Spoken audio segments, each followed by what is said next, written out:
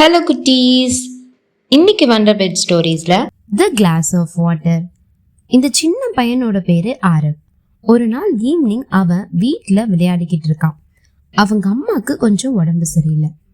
அவங்க அன்னைக்கு ஃபுல்லா வேலை செஞ்சு ரொம்பவே டயர்டா இருந்தாங்க. ஆரவ் கிட்ட அவங்க அம்மா கொஞ்சம் தண்ணி குடிக்க எடுத்துட்டு வாப்பா அப்படின்னு சொல்லி கூப்பிடுறாங்க.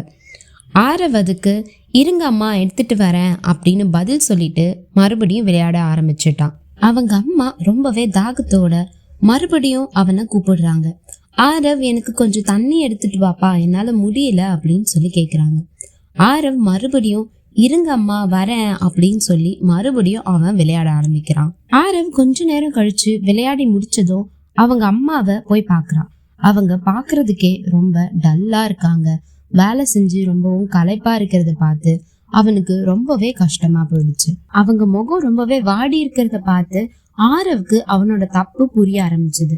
உடனே ஓடி போய் அவன் ஒரு கிளாஸ் தண்ணி எடுத்துட்டு வந்து அவங்க அம்மா கிட்ட குடுக்கறான். அவங்க அம்மாவும் அவன் கொடுத்த தண்ணிய வாங்கி குடிச்சிட்டு அதுக்கப்புறமா அவனுக்கு ஒரு விஷயம் சொல்றாங்க. இங்க பாரு கண்ணா, நம்ம செய்ய வேண்டிய வேலை எல்லாமே அந்தந்த நேரத்துல கரெக்டா செஞ்சிடணும்.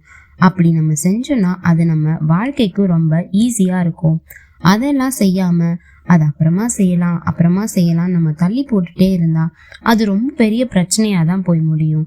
அதனால நீ அடுத்த தடவை உன்னோட வேலைய கரெக்டா செஞ்சு முடிக்கிறத பழகிக்கோ அப்படின்னு சொல்றாங்க. ஆரவ் உடனே என்னை மன்னிச்சிடுங்கம்மா, நீங்க கேட்ட உடனே நான் தண்ணி எடுத்துட்டு வந்து கொடுத்துருக்கணும், அது என்னோட தப்பு தான், உங்களை பார்க்கவே ரொம்ப டயர்டா இருக்கீங்க அப்படின்னு சொல்லி வருத்தப்படுறான்.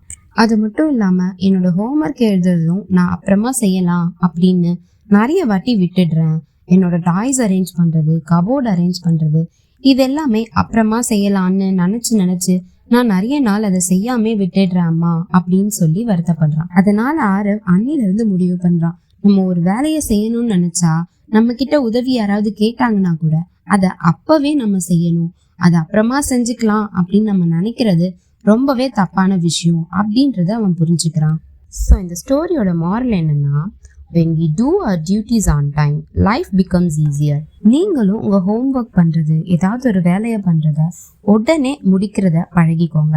ஏன்னா நீங்க சின்ன வயசுல பழகிறது தான் பெரிய வயசாகியும் அதை ஃபாலோ பண்ணுவீங்க. டெய்லி பெட் டைம் ஸ்டோரிஸ்க்கு come and watch wonder bed stories.